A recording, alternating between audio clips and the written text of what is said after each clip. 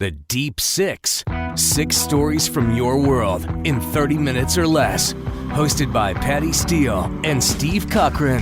The Deep Six is on. Okay, I know you're all excited. It is time once again for the Deep Six. I am Patty Steele here in New York, and you are the ever glowing Steve Cochran in Chicago. I am excited. Yes, I am in Chicago. And boy, we just keep getting great feedback on the show. We thank you for listening. Tell your friends. The Deep Six.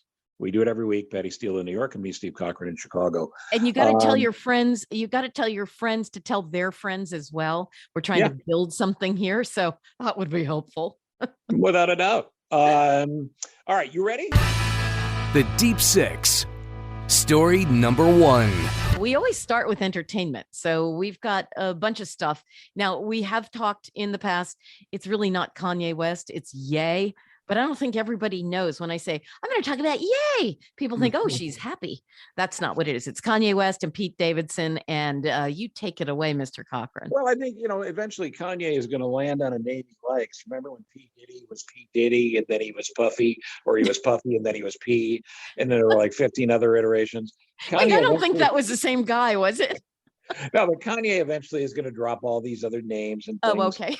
And maybe he'll just go by Seth or Bob or, something we can stick with. Cochran. But no, the big entertainment story is the lovely sloth like Pete Davidson, who keeps dating, who some would consider the most beautiful women in the world, is now dating the former or soon to be former Mrs. Kanye West. And Kanye's not happy about it. You're following this, right? Oh, you betcha. I couldn't follow anything more closely. I don't even know what's going on in Ukraine, but man, I know what these two are up to. Well, that would make you American. So Oh, dear. Here's what we know is Kanye has now been leaking private texts between he and Kim about how mad he is about Pete Davidson and how he's been encouraging his fans to scream at Pete in public, etc. He doesn't use the name Pete. He calls him Skeet. I'm not sure why that's an insult, but he says it is. So, so he's screaming. He wants his fans to scream at him, and he's basically encouraging threats against Pete Davidson. Kim, whether she stays with Pete Davidson or not, and of course she won't. Kim is upset about it, rightfully so, I think, because one of Kanye's knucklehead fans could hurt Pete Davidson. Yeah. And Pete Davidson admits that he's easily hurt. He said, somebody comes after me, they can definitely take me. Yeah, I think the last time he was on with your old pal Howard Stern, I heard the interview, and I believe what he told Howard is, I look like I'm near death. And that's not a healthy day. There is that. Can't disagree with them there. He is a little pasty, but I think this goes to relationship stuff. And we're going to talk about this in another segment somewhere along the line of the 6 stories. But guys don't break up well. No. And Kanye is no exception to that. Yeah. But I heard on Valentine's Day, he sent Kim a truckload of roses. If you're done with a guy, do you want a truckload of roses from him? And is that going to change your mind? Well, I got to tell you, did you actually see the truck? No. It looked like those things you see in a funeral thing. It was like a black pickup, and the whole back, it looked like for sure there had to be a coffin underneath there because it was just a big mound in the bed of flowers. It was a little spooky. Nothing says love like a funeral procession or that ring they put around a horse, those flowers that they put around a horse. Right. Yeah, so Kanye and Kim don't have much of a future, but Kanye's not ready to give up yet. We just don't want Pete Davidson to die in the process. No, because he'll move on to somebody else. He'll get past it, so let it be, okay? By the way, what is your female intuition on how Pete, a very average-looking guy, is doing so well? I've done a lot of research on this, actually. I know you have in your laboratories, right? Yes, in my labs. I bring multiple men in and I talk to them about this. He says that what it is he treats them like total princesses. whatever they want, whenever they want it. He puts everything aside because he just wants to make them happy, wants to make them laugh, wants to make them, just thrilled with life, wants to give them stuff, just wants to have as much fun as possible with them, which is great. It's not exactly key to a long-term relationship because you're never questioning anything, but that's my guess as to why he has so many amazing, fairly short-term relationships and even engagements. Look at he was engaged to Ariana Grande and that went away really fast. Yeah, and Kaya Gerber. Yep. Randy Gerber and I can't even begin to. Cindy Crawford's daughter. Yeah, the list has now gotten just way too long. So I'm not even bothering with it. I do know that Martha Stewart at one point was giving him the eye, truly, and she said that. So, all right, but let me try to tiptoe the line here for a second and ask you another thing. There is a rumor about Pete's physicality, about what he's packing. And is there possibly a curiosity amongst women about that, or are that just guys making that story up? Yeah, I think that's more a curiosity among guys because they're like, what? Look at me, way better looking. Maybe don't have quite the amount of money he now apparently has, but what's the deal? And I think that's more of a guy thing, saying that's the only thing he has to offer. And that's the only thing women want. They're wrong. I think women do want to laugh and do want to feel good about themselves and the person they're with. I just don't know that I could get past his cadaver look. That's the only thing that would be hard for me. Yeah, because he seems like a nice dude. I've not met him. Yeah, he's cute, funny, but yeah. And he certainly has had some struggles in life. His dad was a first responder on 9/11 and died in the towers. That's what his movie was all about, Right. That was, that certainly has had an impact on his life, but he's doing great. He's just doing great. We don't want Kanye to kill him. If there's a message you could take from this Deep Six, Kanye, don't kill Pete. That's all we're saying. Perfect. That's a very simple message. And I think he can process that. Hopefully he'll listen to it. Now, also in entertainment, you have parenting advice, or at least a parenting story. Maybe it's anti-advice. No, two of my favorite people in Hollywood who just happen to be married. So I love them even more because they're a great couple, Kristen Bell and Dax Shepard. Yeah, I love them. They're adorable. They do great things together and separately, everything from their commercials to their shows to, they're adorable. A few months ago, Kristen admitted that they never bathe their children until they smell really bad. What? And she just said, oh, we don't think it's really good for their skin, et cetera, et cetera. Well, now she was on, Dax has this podcast. It's a great podcast called Armchair Expert, right? Armchair Expert. Yeah. And so they were chatting and they were talking about just goofy stuff at home. And in the midst of it all, they were discussing their mattress. They said, well, here's the deal. My two daughters sleep on the floor in our bedroom next to the bed. And I was like, wow. I mean, they're not babies. I mean, they're not teenagers. They're 6 and 8. And I thought that was kind of an interesting thing. Like, it's like a family sleep, Yeah, well, there's benefits to that. There's scientifically proven benefits to that, but they encourage that when the kids, I shouldn't say encourage. It works for some people when the kids are younger. Yeah, very young. It's called The Family Bed. There's a book called The Family Bed that does talk about that. And hey, gotta tell you, my kids slept in my bed a lot. I wouldn't say every night, but damn near close. I had 3 that were very close in age. So it was either one or the other, sometimes more than one. And I loved it, but it just was interesting to me because, I thought people got past that phase. I thought now everybody was into put them in their room so we can have wild sex while the children are sleeping or whatever. But apparently people still do that, including them. Yeah, I'm thinking that Kristen Bell and Dax Shepard, they've got a little money. They've done well. There's probably plenty of room in the double wide that they own for the kids to have their own room. And I don't know if they're doing the kids any favors, right? Because the kids need to be able to sleep on their own and self-soothe and all those things. Right. And a mattress would be nice for them. They're on the floor. So what does that mean for us if we sleep over at Kristen Bell and Dax Shepard's? Are we sleeping in their room? Would that be fun? You'd have like a big slumber party. I'd have a slumber party with them. They're cute. They're fun. Yeah, I like him. I like him. I just think that's weird. And some things celebrities don't need to say out loud, but they haven't gotten that message. No, you're in the wrong era, buddy. Everything No. is said out loud. Yeah, and there's also the thing that you don't hear about a lot, but because I think people feel self-conscious about it. But when do you stop breastfeeding? And the common punchline on that is when the child says, "Could I get some cookies with the milk?" That kind of thing. Or But the mom says, "Your beard is scratching my." right. But that's a Well, question. Ice-T's wife admitted last year she still occasionally breastfeeds their daughter, and she's what, 6, I think. No, I can't get behind that. I really can't. Yeah, okay. I think if the kid's old enough to go to the refrigerator and get milk, he knows where to find it, or she knows where to find it. That's all. Yes.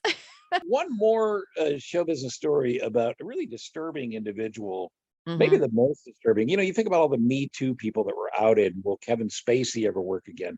And Yeah. people like that. Weinstein, all those guys, right? Yeah, Army Hammer. Army Hammer was outed for a whole different reason. He's got the Hammer fortune, right? The Arm and Hammer fortune. Yes, exactly. He's got at least a portion of that. He Yeah, had so a he's a parent, because I don't see him making a lot of movies down the road after what happened, but maybe do the backstory so people know what we're talking about. Well, he has a beautiful wife and children, but as it turned out, he and his wife had some problems, and I don't know if the stuff that was going on happened before they actually broke up or while they were in that period of separate introspection. But what happened was we got word that he had with a number of women, I don't know, what's the word, fantasized with them about eating body parts, wanting to eat their toes. One woman, he said he wanted to remove a rib and roast it so he could eat it. Talked about removing other small body parts and carrying it in his pocket. So he always had a piece of her with him. It just was weird, you think? And so that became kind of, as that took off and everybody was like, "Oh, what a weirdo. This is really crazy." Then other people were coming forward saying that he was sexually abusive. And one woman said that he violently raped her. I mean, it got really vicious, and clearly he had to drop out of movies he was making. And then he and his wife broke up. Well, now it turns out she's apparently his wife, Elizabeth Chambers, apparently ready to try to rebuild the relationship. And he claims that he spent time, and I don't know why he'd claim it if he hadn't, in rehab for drug, alcohol, and sex issues. And he said that he really wanted to work things out with his wife and also be able to successfully co-parent their 2 children. So I don't know if they're actually trying to get back into a marriage situation or just trying to become buddies and be able to raise the kids together. But man, Well, that's commendable, right? If he's yes. legitimate and he's working on it and all that. I just don't know as a human how you get by your husband's cannibalism phase. You know what I mean? That seems like, yeah. That seems like a tough one to work out. You wonder if it was always just is in the back of your mind. Don't you wonder if there was ever a moment when it actually happened? Yeah. There are some of the women say that he bit them so violently they were bleeding. Ugh. So where does it cross over?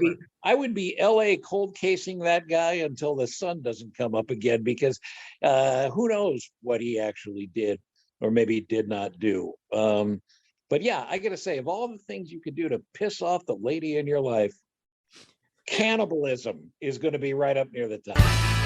The Deep Six, number 2. A TikToker recently showed a viral video of a steak at a Walmart in Florida.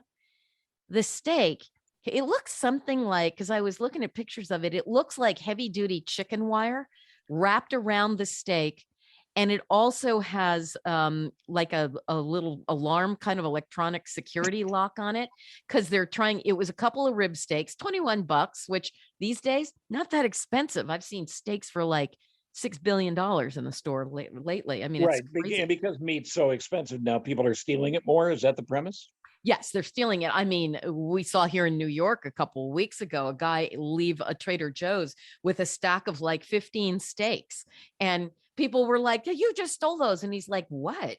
What's your problem?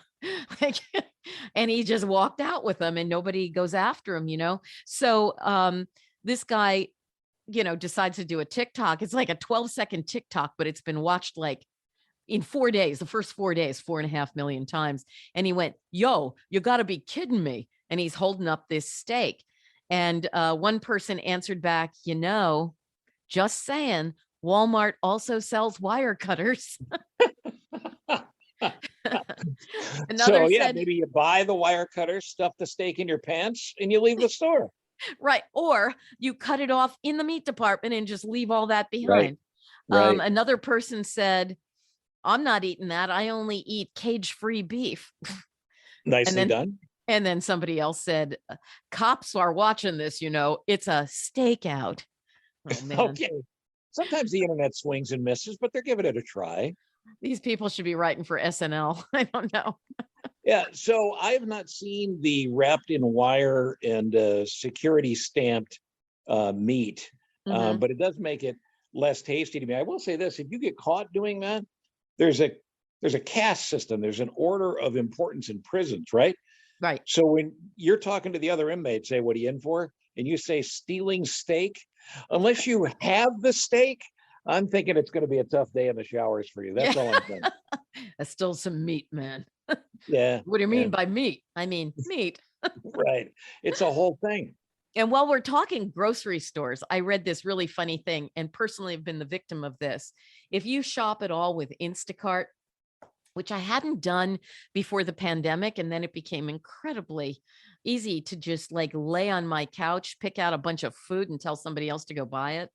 And those guys are generally, they're really good. I mean, they will text you and tell you, hey, look, this is, we don't have this, but we do have this. Sometimes they're even nice enough to say, okay, here's some cage-free steaks. And there's 3 of them. Which one do you like? It just depends on the person you get. Mostly they're in a hurry to get it in and out of the store. So what happens if they can't get you, they have the right, unless you tell them not to offer substitutes. And so what happens a lot is Instacart says, we have an algorithm. People buy this. They probably are also happy to get this. So one woman and her roommate were laying around and they just decided they wanted some strawberry shortcake ice cream. Okay. Unfortunately, the store was out. They got a box of sausage, egg, and cheese breakfast rolls. Another person. It's not quite for your sweet tooth, is it? No. Another person ordered raspberries and got cauliflower. The Wall Street Journal under that one had a beautiful drawing of raspberries with the caption, not cauliflower. Other folks asked for roses and got a bag of bell peppers. A thermometer was switched for an order of mac and cheese. I don't know where that came from. Another person. What kind of algorithm is this? I don't understand that. A rapid COVID test was traded for a bag of Hall's throat lozenges. Instacart said, yeah, it is about algorithms. And so one of the professional shoppers said on Reddit that when he's shopping and they're out of toilet paper, the Instacart algorithm tells him to substitute aluminum foil. That's comfortable.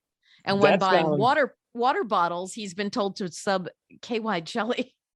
Okay, well, those last two could go together. But the painful part of really being out of toilet paper and having aluminum foil there for the substitute, we cannot recommend that here on the Deep Six. We think it's a really bad idea. And we also recommend you don't flush it. If in fact you do indulge in that, don't flush it. You'll be sorry. And my favorite one, another woman said that she asked for juice boxes for her kids. And she said, I got a really lovely bottle of Sauvignon Blanc instead, the white wine. I think that might be her 13-year-old changing that before mommy hit send. Right, exactly. Yeah. Now the juice is here, Mom. No, we got it. We'll get it. Oh, yeah. Come here. Now, here's an interesting story that sort of involves food as well. There's a guy who posted on Reddit asking, am I an asshole? because he said, here's the thing. I have this great relationship with this girl. He's been living with her for 6 months. He said he gets off at work at 11 o'clock in the morning and he always stops by to pick up a cheeseburger and fries to bring home with him to eat when he gets there before he climbs into bed for a nap. He said his girlfriend always wants to have exactly one bite and exclusively the first bite of everything he orders. He said, so what I started to do is to call her on the way to the burger place to see if she wants something. And she'd go, no, I'm not hungry. So he said, how about when she kept doing that, how about I just leave a little bit at the end? She went, no, I want the first bite. So he said if he does buy food for her, she bites each item once and throws the rest away. So that's kind of a waste of money. So he said, I just decided I'm going to start eating in my car. But she looked out the window and saw it, and she was furious at him, called him a liar. Now, I don't know. I don't know what you would do about that. Well, I mean, I think you start with probably the easiest cure, and that's you need a girlfriend who's less nuts. There is that. But you eat at the restaurant. Your team, and you have to speak here on the Deep Six for the women of the world. Your team infamously, whether you're hungry or not, will say, oh, maybe can I just have a taste? Can I just have a bite of Yeah, that? no, I do that. I've got to be honest. But you know what? Worse than me is my husband.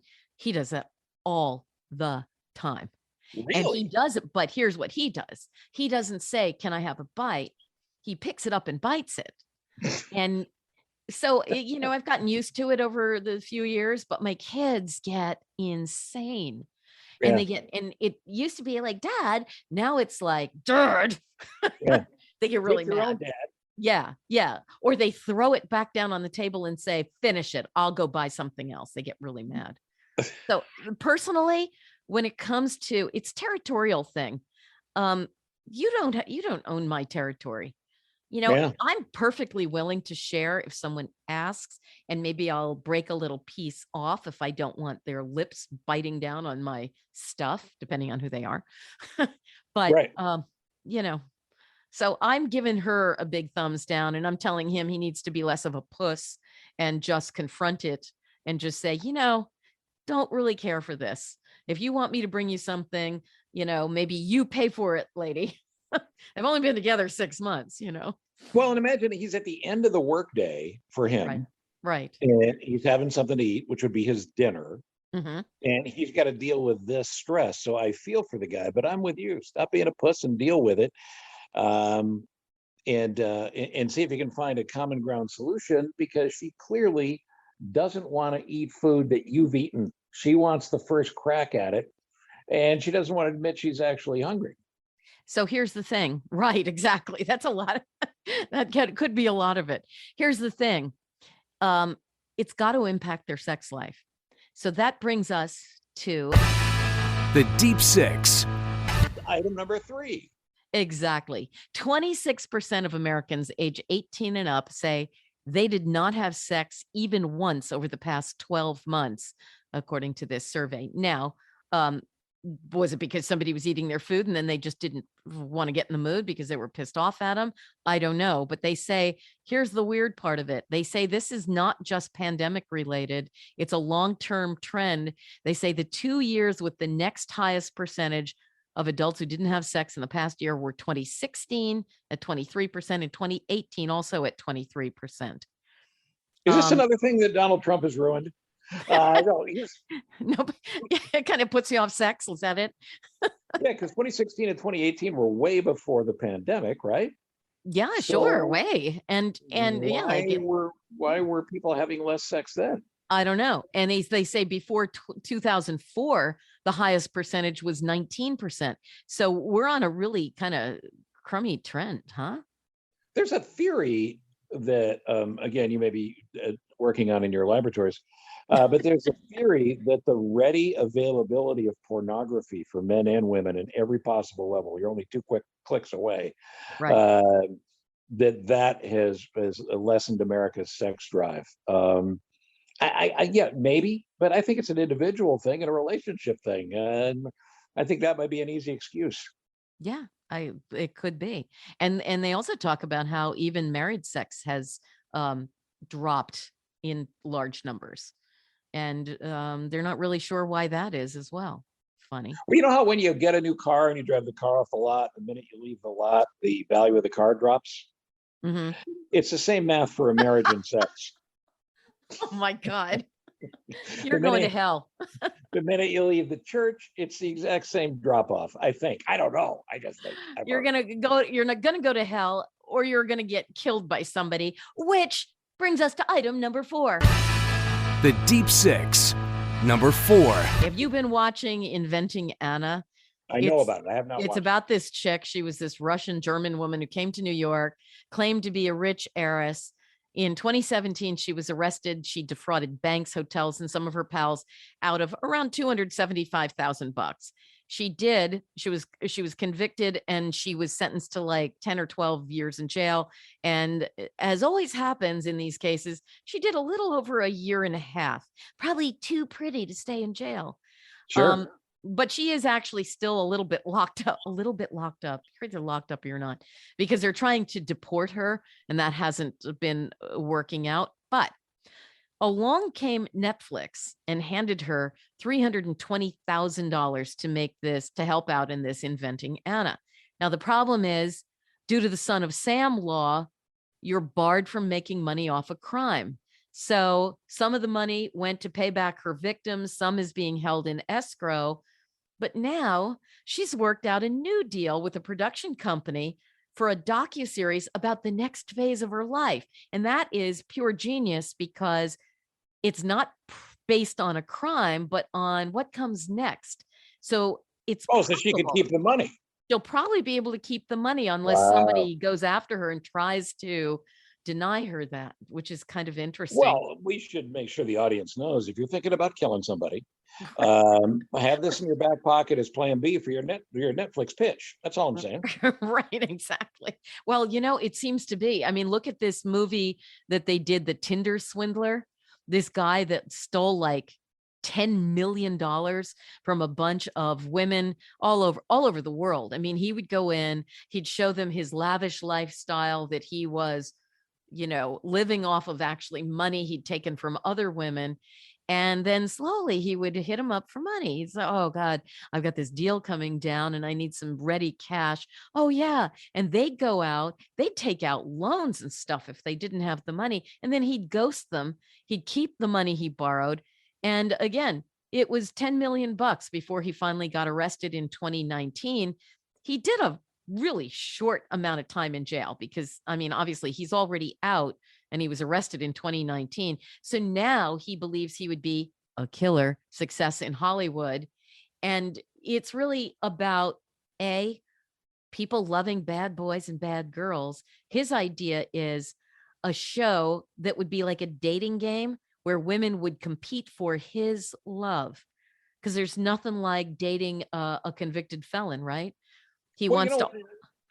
You dial the clock back to OJ, right? When OJ had the civil trial and was convicted, this is after the criminal trial. Right. I was one of the first people to interview him. Yeah. And in the midst of that interview, I said, OJ, I got to ask, because, you're moving on with your life here. What's going to happen with you and women in relationships? And OJ Simpson said to me, well, the ladies like the bad boys. Now, there's so much to unpack there. Oh my God. Where do we start? Right. But if there is a Netflix story for bad boys, I mean, we know that there is a segment of women who want to date inmates and stuff. Look, there's somebody for everybody. You don't ever have to spend another Valentine's Day alone. They're out there. And here's the other thing. He's going to be attempting to compete with us. He'll probably do very well. He wants to do a podcast in which he shares dating do's and don'ts. Oh, good Lord. Good Lord. Does he have con man do's and don'ts he's going to bump in there as well? I guess. And I'm going to tell you about one more guy who really should be a true crime story. It is a true crime story. It hasn't yet been turned into anything because the guy was just convicted this month. His name is Zachary Horowitz. He was an actor, nothing, really huge that he was in, like these low budget films like Trespassers, White Crow. He did have a role in a Brad Pitt movie called Fury, but he did not get credited for it. It was very minor. He was like a guy in a scene, right? Okay. So this guy went around had said that he had deals to distribute films at HBO and Netflix. He had a deal with them to distribute these films all over the world to different services. Yeah. And he said he just needed the investor money to get those films. And he picked up like between 650 and $700 million with these bogus claims. And it was turning into basically a Ponzi scheme. Right. And by the time they got him, he had all that money. He was sentenced to 240 months in prison, which if you're any good at math is 20 years in prison. He also had to pay $230 million in restitution, which is interesting because if he had racked up 650 million, but he only has to pay, I guess he only got the 230 million. He spent stuff like $6 million on a house in cash, took trips to Vegas, would charter jets. And he basically got away with it until they picked him up. Now, all of these are Netflix series. They're not just shows or documentaries, they're series. They're real serious because they're going through and you're just watching them. It's like these shows, it's like Succession and Billions. You're watching these deals come together. And in the back here, they're covering up stuff that I think he truly believed at some point he was going to be able to deal with all of this because, a Ponzi scheme, you're using money you've gotten from one person to pay another person back. And that only increases your good name. I mean, he's only 35 years old. It's going to be interesting to see what happens. Well, and I'll give you one more. We don't have time to dive into it, but there's a guy in Miami. Tell me if this sounds like a Netflix series. There's a guy in Miami who lives part-time in Miami, part-time in Russia, and full-time in Mexico the rest of the time. He's got a family in Mexico. He's a renowned scientist and cardiologist. So he lives a high-profile life. Well, they just busted him for being a Russian agent. And by the way, he's got a second family in Russia. Tell me that's not a show. That's a show. Oh, that's a great Tom Cruise movie. Yeah. Be watching for more on that as it works its way through the courts. But that thing is happening. Is he an actual cardiologist? Yeah, absolutely. Well, that leads us into number 5. The Deep Six, number 5. I know what you love, and I want to warn you. And here's the deal. I'll give you a payoff. If we get through item number 5, number 6 that we're going to do here on the Deep Six are the 3 words that will help you solve your daily Wordle problem. Oh my gosh. I'm a Wordle freak. Okay, that means we have to hang on through our dogs and some other stuff before we get there. Okay, we got to hurry then. A dog that was in shelter over 200 days in the UK is still looking for a home. That sadly is not that unusual. But here's the sad part. They held an adoption party for him and publicized it on social media, and nobody showed up. Oh, well, I blame the social media folks. Not the dog. Well, I'm sure the dog is precious. Maybe they put it on MySpace or Friendster. Who's looking at that anymore? But Luke the dog had a little bow on his neck and was waiting patiently. He's a 5-year-old mutt, came to the shelter in the UK 200 days ago. They hosted a Valentine's Day themed adoption party. Nobody came to the event. But the good news is the world we live in, it blew up and became a viral story because nobody showed up for Luke's party. And now they're going through the offers to adopt Luke. So everybody wants him. We feel like he's going to have a happy home. Oh, I love that. I really want to know the end of that story at some point. We'll have to revisit that. Yeah. Put our Deep Six follow-up team on it.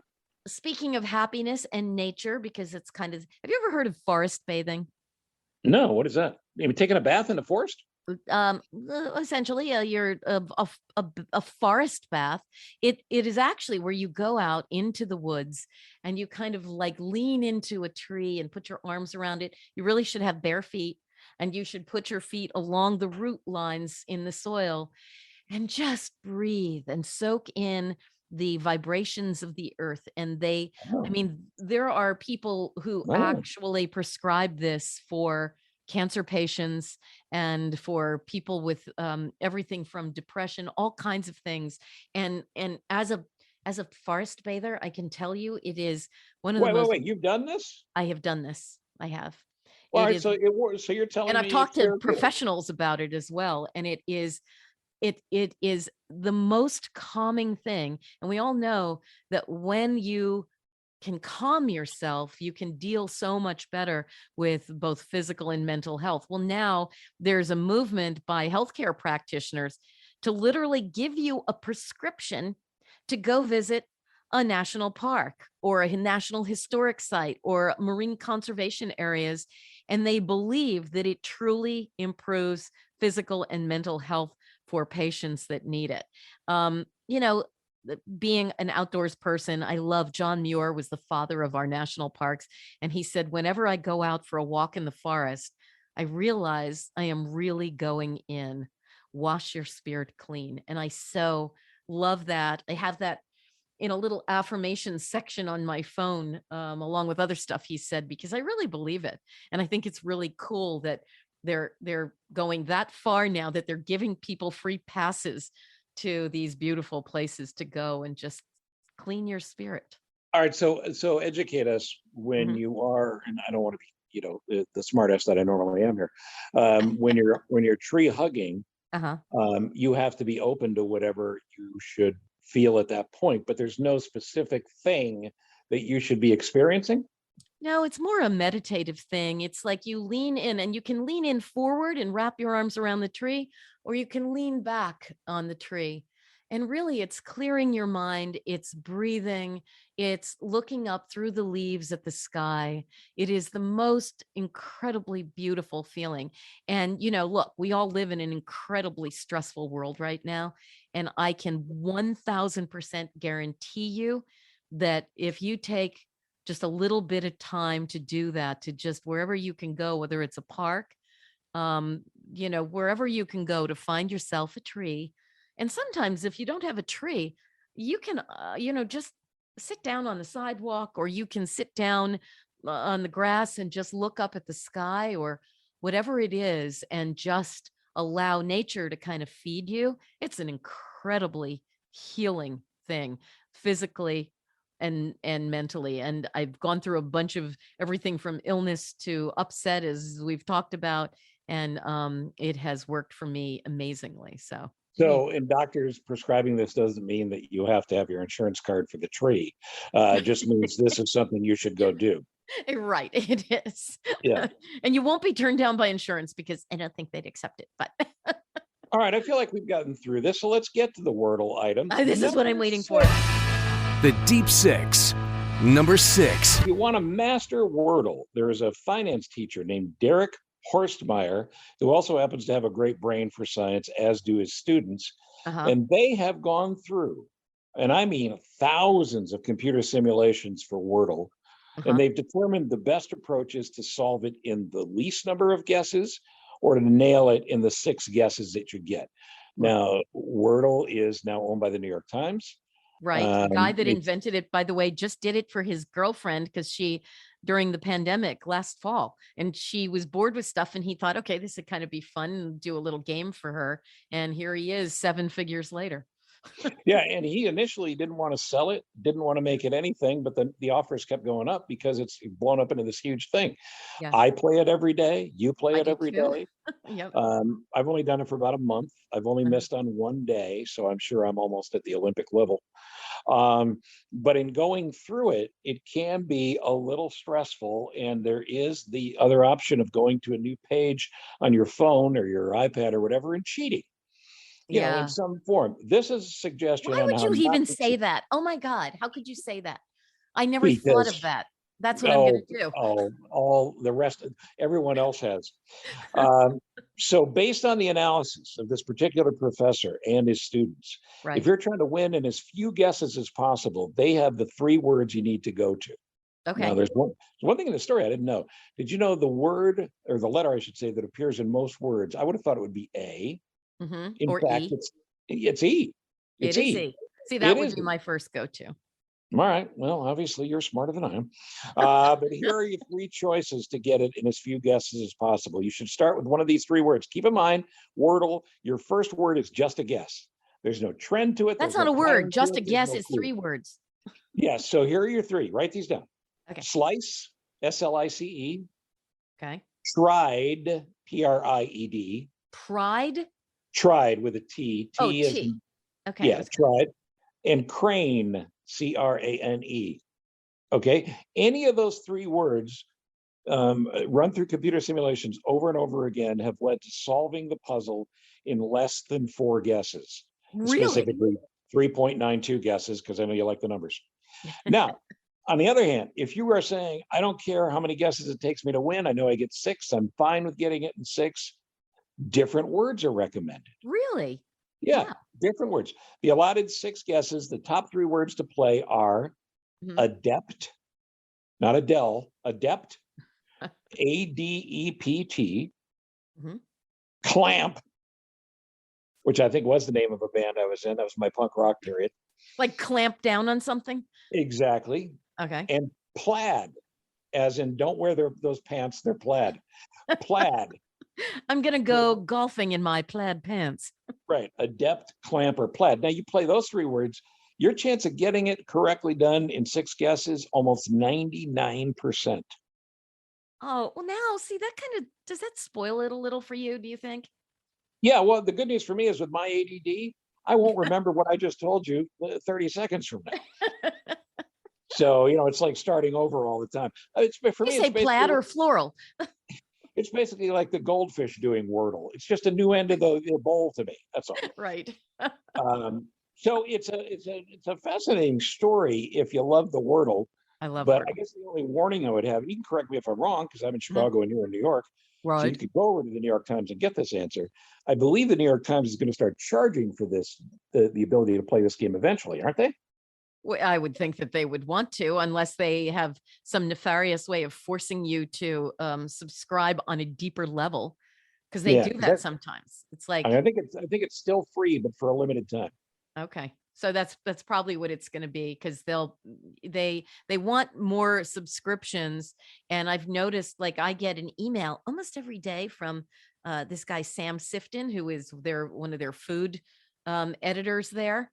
And I noticed that there's a little link, which I haven't hit yet, that says you could actually subscribe to the food, like this food thing. And I don't know if that means for people that haven't gotten the food, only want the food, or if you have to go one step further beyond just the paper subscription. Now you got to add to your subscription price. It could be.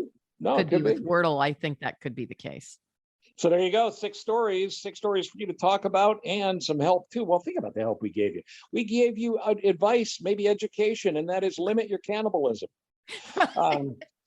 Right? We told you to go into the forest and be at peace with yourself. Forest bathe, loving it, loving it, loving it. And we gave you the hints to Wordle that you'll need and I'll forget. Patty, I think we've done our work for the day. Well, I don't know about that, but we've done this. Yeah, well, that would be my more. work. Yeah. Thank you for being here. I'm Steve Cochran in Chicago. I am Patty Steele in New York, and we love you and thank you for listening to The Deep Six. Thanks for listening. The Deep Six. Subscribe, rate, follow, or review at pattysteele.com or cochranshow.com.